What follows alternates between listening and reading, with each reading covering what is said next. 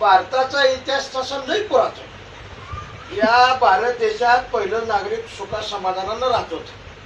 पण या भारत देशामध्ये हे ब्रिटिश सरकार व्यापारी म्हणून टिपी टिपी टिपी टिपी टिपी टिपी प्रस्थापित झाले आणि भारतात येऊन या इंग्रजांनी भारतातला कच्चा माल एकत्रित केला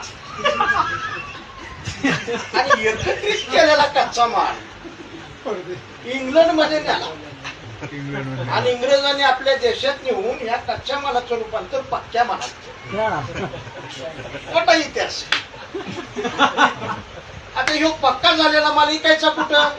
या भारतात. आणि भारतात इंग्रज आले, पक्का माल घेऊन आले आणि जिथं तिथं वसाहती स्थापन केलं, दुकानं मांडली, आवचा भाव लावला, एकाचं डबल केलं.